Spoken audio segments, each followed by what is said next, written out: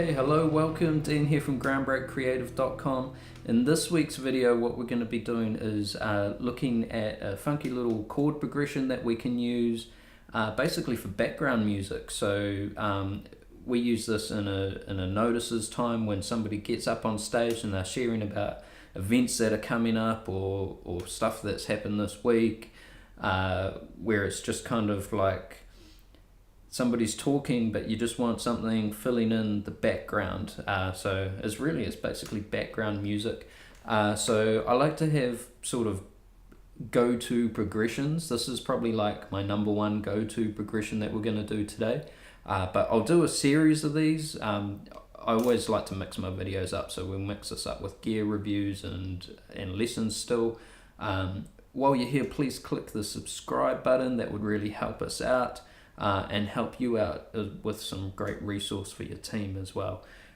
So what we're going to do today is we're going to use it's really a basic, quite standard jazz progression, but we've just modified it so that it can be easily fit into any major key. So you can work this around whatever key you're coming out of or going into, and just go straight to it. So we're going to use basically a 2-5-1 progression.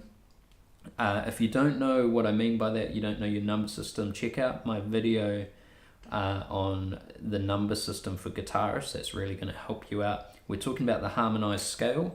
So I'm going to use the key of D today. That seems to be somewhere where this really fits quite well and where it often lands.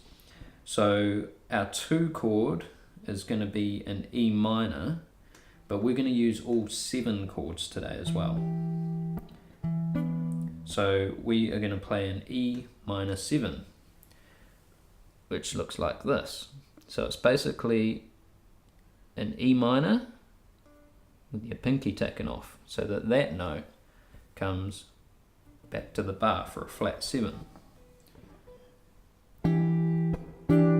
I kind of like with these just to use my fingers.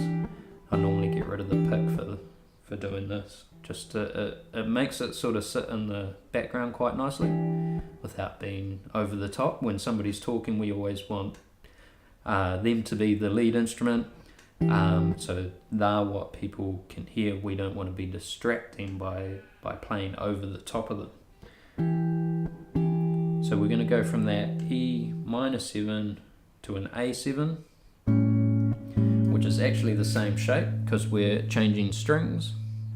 So it's just like playing an A major chord, but again with that pinky off. And when I'm plucking there, I'm playing my root note here, and I'm generally playing my 3 and the 7 down there.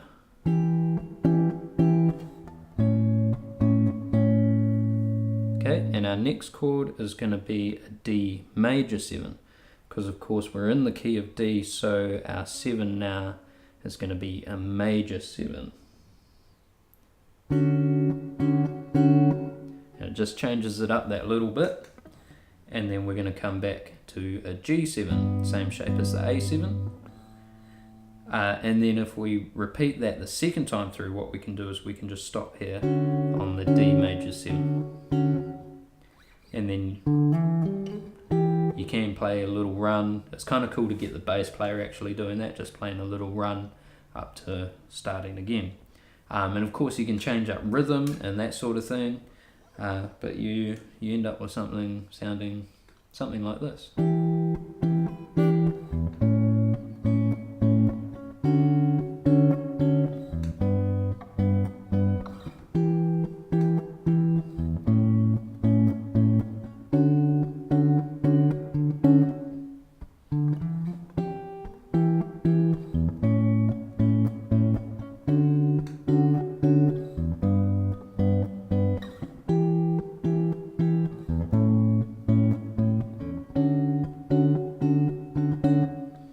Cool. So that's a nice easy go-to progression.